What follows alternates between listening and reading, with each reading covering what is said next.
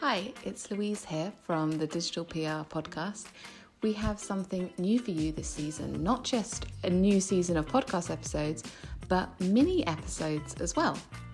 The guests are all from our very own digital PR team at Propellernet, and we're just going to have quick little chats about the topics that are interesting us at the moment. Hope you enjoy. We're joined today by the wonderful Maddie Davies, one of our PR managers at Propellernet, who's going to be talking to us about finding your niche. Maddie, welcome. Thanks for joining us. Hello. Thanks for having me. So let's start with an intro to yourself, your career. How do you find yourself in this spot at this particular time? A good question. So I've been with Propellernet for over 2 years. Currently digital PR manager, joined as an exec.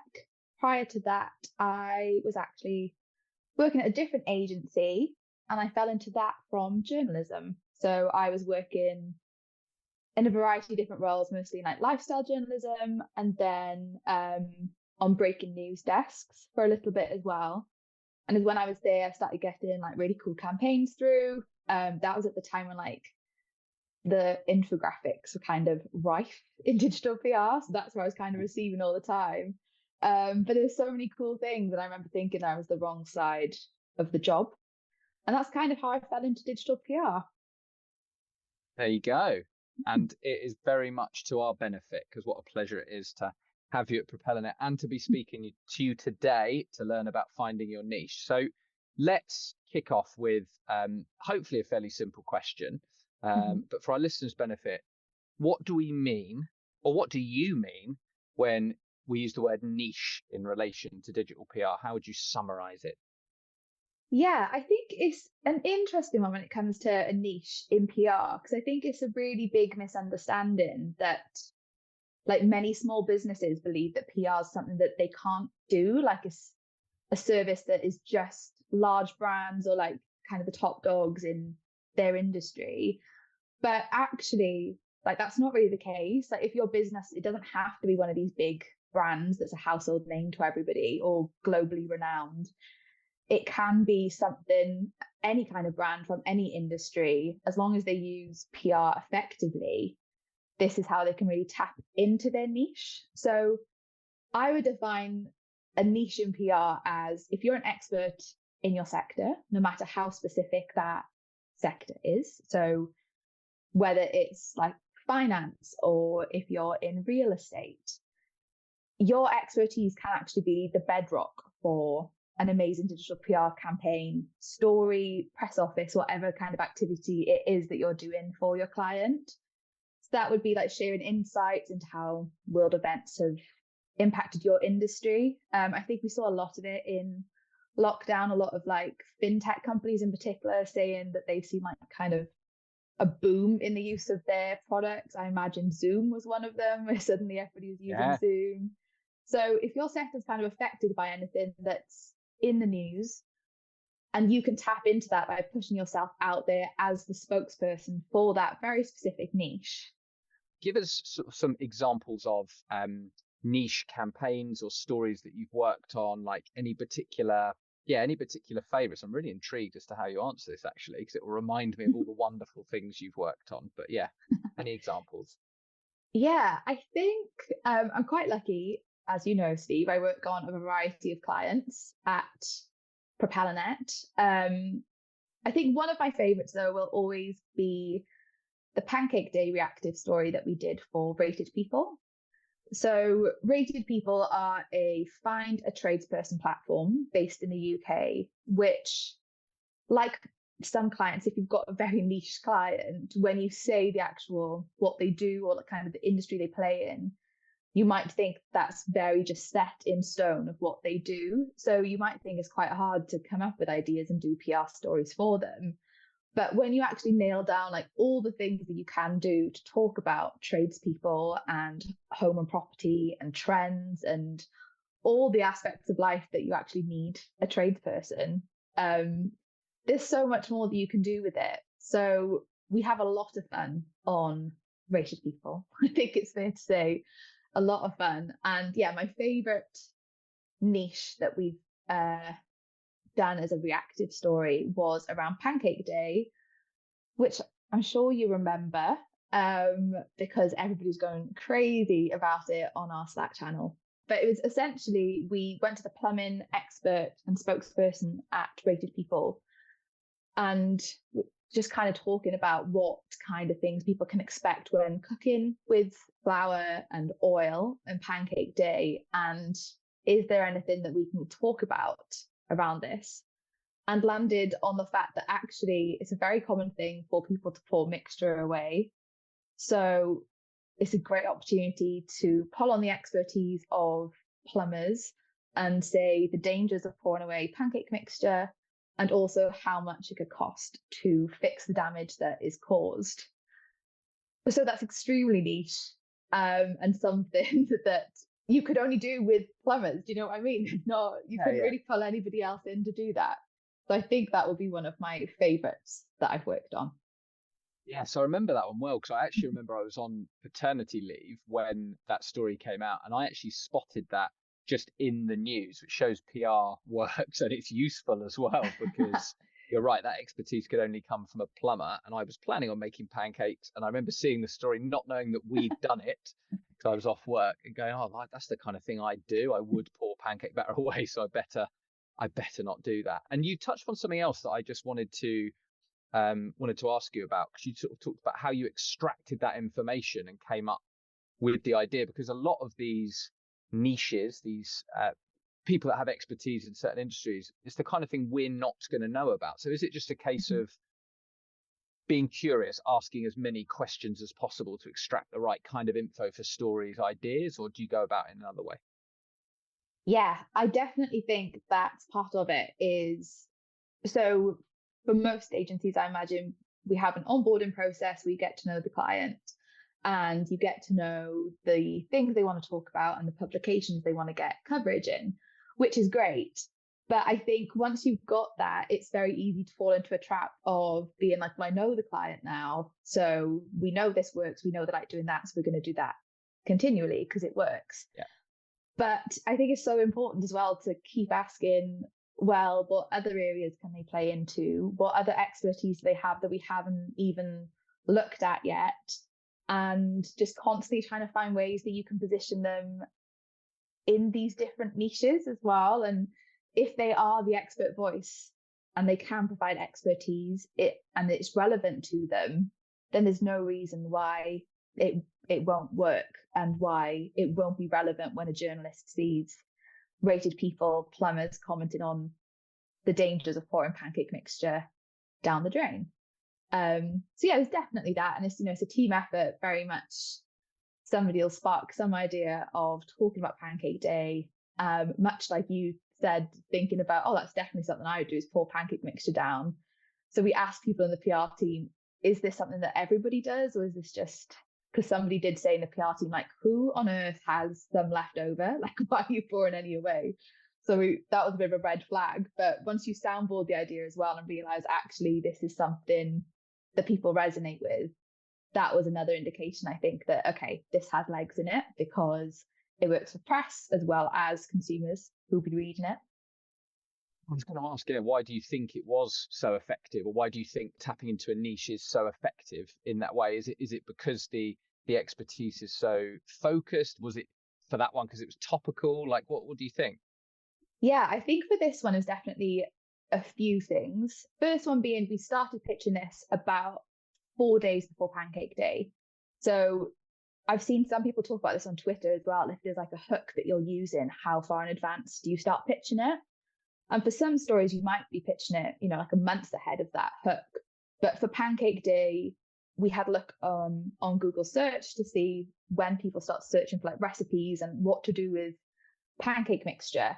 And it was peaking around that period. So we thought that's a great time to start pitching. And we primarily focused on SEO writers to begin with, knowing they would know when to write the story, what people would be searching for. So they knew that covering it would gain clicks. And that's what a lot of journalists are going after at the moment, is how much traffic they drive into the website.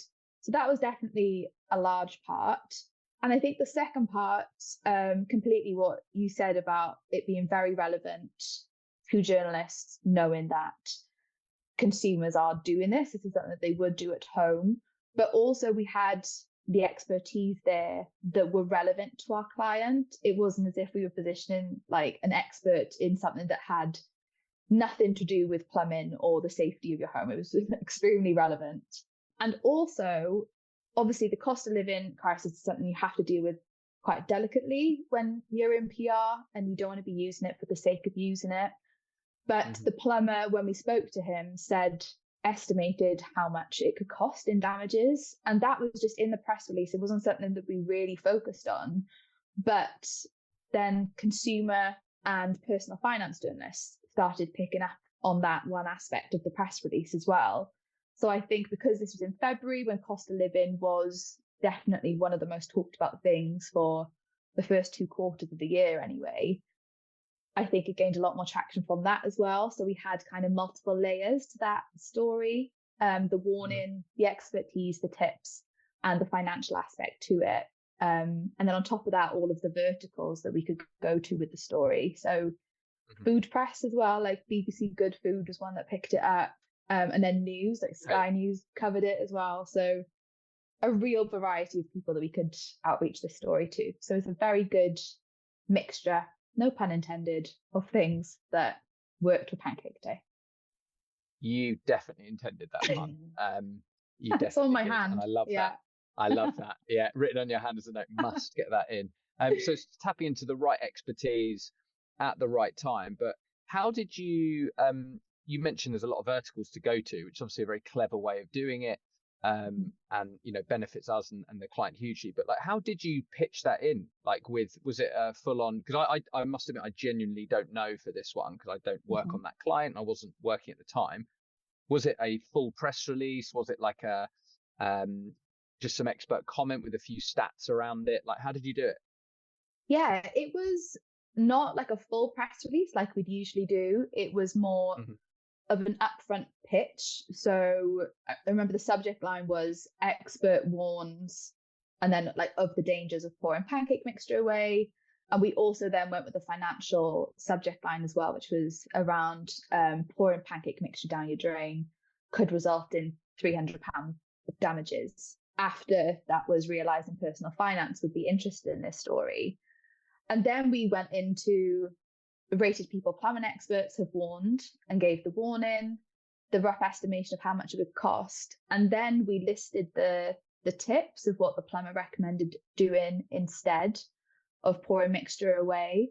And then we had a comment from somebody from the brand, which is Nat White from Rated People, as we often use her as the authoritative voice as brand. So that was used as well in a lot of coverage. So I think it was made up essentially of about 3 or 4 parts, much smaller, condensed than a full press release. And yeah, I think that especially going to SEO journalists as well, who want kind of the headline of what's trending and what they know people are searching for, and just snappy kind of takeaways from that. So that's probably another reason why it worked. It wasn't an overcomplicated formula of what people had to do. No, simple, impactful, like genuine expertise. I guess you didn't test it at any point, so you didn't deliberately pour pancake mixture down your sink and then see how much it cost to fix, which would be going to the absolute nth degree. I'm quite thorough with my work, but I'm not that thorough. No, totally fair. Totally fair. Aside from the pancake story and stuff that maybe you've worked on, or maybe it is other stuff you worked on, but have you seen any other kind of niche campaigns or stories that you think have been, really effective in a similar way? 2 come to mind, and they're more larger campaigns, bigger executions. The first one, annoyingly, it is a Propellernet one. I didn't work on it. But it's one that is talked about quite a lot still, even though it was done maybe 3 years ago now. And that's the scrap car comparison rage yard. I think having a scrapping client, so many people would think like that is extremely niche, kind of like the definition of a niche is a scrappage system. So to be able to use that and use the current events that was taking out your anger of a dreadful year after lockdown and the government and many other things that were going on, and being able to take your anger out in a scrapyard is just like the perfect way to like, it completely defines, I think, PR and a niche PR. I think that was chef's kiss. I wish I'd worked on it, but it's before my time at Propellernet. So that's a good one. That is such a good one. And then the second one, I think we've all talked about this in Propellernet, is the Habito, the road to completion story. Oh, yeah. Yeah. Love this story. So for context, Habito are designed so that your mortgage, home surveys, and legal work are all hosted in one place. And their purpose is literally to make home buying as easy and enjoyable as possible. So anybody who knows and has bought a house knows it can be very stressful, and it can lead to arguments maybe with your partner when times are particularly stressful. And they just managed to really lean into that so well by creating the Road to Completion book, and just obviously the bigger execution, because they actually created a book that was also paired with survey data that found that 1 in 10 couples say that getting a mortgage made their sex lives go like all together. And they had so many more survey like stats in there, and kind of piggybacked on the idea of their interpretation of property porn as well, paired the two together and came up with this comic book that highlighted the added pressure and uncertainty caused by buying a home. I can't remember the characters' names in the book, but they went all out in showing just how much it impacts both the couple and how stressful it can be, and how that road to completion can be a little bit testing. Again, very niche, because it's not as if they were an estate agent or anything. I'm trying to think of another kind of like real estate based client. Like that one is quite niche in making the moving process simple. So very, very good one. Another good example. I love that too. Really, really clever use of the product, the expertise, the niche for sure. And finally, Maddie, what would we going to tap into your advice now? You've given some amazing examples and like an overview of how you've done it, how you do it. What would be your advice for someone, whether they're new to the industry, established in the industry, what have you, looking to create kind of a niche campaign or story for a client? What are the starting points and where do you go? I think I've touched on it already a little bit, but I think the number one thing that like I still do, as I already said, is to sit down and like really map out the space that your client has to play in. So rather than just seeing like rated people, for example, rather than just seeing it as a platform for people to find a tradesperson, being able to say, well, what else comes from that? So from that comes home improvement or DIY. There also comes like on the moments where you need a tradesperson, it's like what's happened? Is it DIY gone wrong? Have you tried a TikTok trend that didn't go to plan? There's so many areas where so many different tradespeople can have an impact on your life as well. So I think by mapping all of that out, and I can't remember who said this in Propellernet, but somebody very wise, I can't remember who, said to not think that, probably you, Steve, the wisest person in, you're going to cut that part. Rather than thinking outside of the box, like think of it like a mind map. So rather than thinking beyond your client, because we still need it to be really relevant, so rather than thinking beyond it, just thinking as a mind map, what is still attached to, but not too far removed that you're then not a relevant voice of authority. And I think by having that just kind of laid out in front of you, or if it's on like your Slack notes or anything, you can always just come back to it when it comes to ideas, or if there's then something reactive and you realize that's on your list of areas that you can talk about with your client, you're in a really good position to kind of jump onto that and go from there. I think the other thing that I'd suggest, just from past experience and kind of from learning, is it's really useful as on onboarding with a client to get quotes signed off from them ahead of time and just saving them down, because clients are busy, and when it comes to really needing to turn it around, especially if it's like a reactive piece, if you are then like 36 hours late to going out with it, the story's already passed. So if you've got it saved down, it's so handy then just knowing that the client has already signed it off. You can add the color that you need, all of the PR stuff that you need to it, and then you can go out, and there's no kind of waiting around and then being really annoyed that you missed the boat. Very sound advice, Maddie, because I think it's quite an undervalued thing, particularly at the start of a relationship, where you're like, okay, let's really think about exactly what we can talk about that is well different from other people. Where does our real expertise lie? But also getting some pre-approved comment kind of signed off and ready to go. So you're ready to take advantage of things that are, well, it moves fast, doesn't it? In our industry, it does move fast. You've got to be quick. Maddie, thank you so much for joining us and for your expertise, your knowledge, your great pun, and everything on finding your niche. It's been a pleasure. Thank you. Diolch. Thank you. Sorry. Thank you. It's okay to sign off in Welsh. You are Welsh. It's a beautiful sign off. Oh, every time. Thanks, Maddie. Thanks. Bye.